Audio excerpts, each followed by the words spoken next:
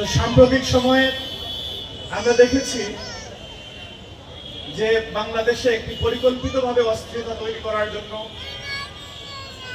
যে কর্মযজ্ঞ চালানো হচ্ছে। আমরা যদি মনে করি যে বাউল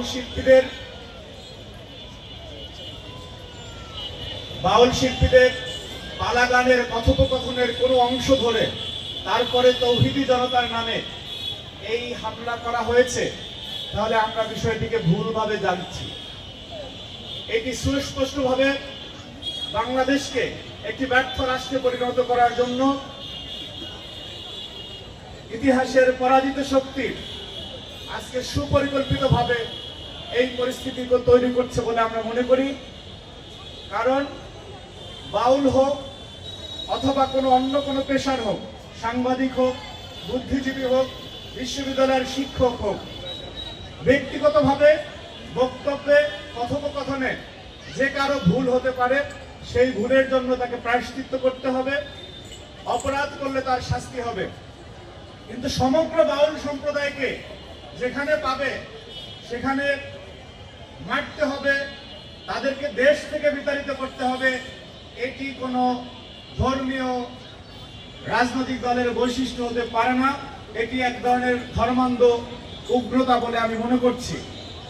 সুতরাং যেই বাংলাদেশের আবহমান কাল ধরে লোকদের সংস্কৃতি চলেছিল, আমরা দৃঢ়ভাবে বিশ্বাস করতে চাই যারা একটি বিশেষ পরিস্থিতি তৈরি করে বাংলাদেশকে গণতান্ত্রিক মহাযাত্রায় উত্তরণের পথকে বাধাগ্রস্ত করতে চায়, তারা এই জঘন্য কর্মকাণ্ডের সাথে জড়িত।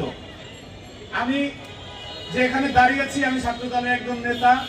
আমার কাছে মনে হচ্ছে যে এটাকেও একটা মিসইনফরমেশন দিতে পারে, যেহেতু অপতথ্য অপপ্রচারের সংস্কৃতি চলে, যে আমি মনে হয় ইসলামের বিপক্ষে দাঁড়িয়েছি। আমি মুসলমানের সন্তান। বাউল জারি সারি যারা গায় তাদেরও প্রত্যেকেরই ধর্ম আছে, কিন্তু কোন ধর্মে কাউকে এই ধরনের লাইসেন্স দেওয়া হয় না যে আপনি ইচ্ছা মতো কাউকে পেটাবেন, সমাজ থেকে বিতাড়িত করবেন। বাংলাদেশে সকল ধর্মের, সকল মতের, সকল পথের মানুষের জন্য নিরাপদ আবাসভূমি হবে বাংলাদেশ। সেই লক্ষ্যেই সাম্য, মানবিক মর্যাদা এবং সামাজিক সুবিচারের বাংলাদেশ প্রতিষ্ঠায় এদেশে মুক্তিযুদ্ধ হয়েছিল এবং তারই ধারাবাহিকতায় 24 দেশে গণঅভ্যুত্থান সংঘটিত হয়েছে। সুতরাং আমরা স্পষ্টভাবে অনুধাবন করতে পারছি যে কোন বিশেষ শক্তি, কোন বিশেষ গোষ্ঠী যারা কিনা 5ই আগস্টের পরে বাংলাদেশে তাদের বক্তব্যের মাধ্যমে সবচেয়ে বেশি ফিতনা ছড়িয়েছে, সমাজে বিশৃঙ্খলা ছড়িয়েছে, তাদেরকে বাউল বিতাড়িত করার কোনো লাইসেন্স বাংলাদেশের মানুষ দেয়নি।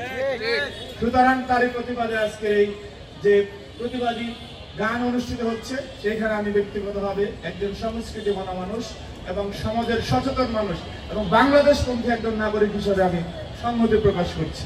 সবাইকে ধন্যবাদ। আমরা বাংলাদেশে এই অরাজক পরিস্থিতি তৈরি হতে দেব না, ইনশাআল্লাহ।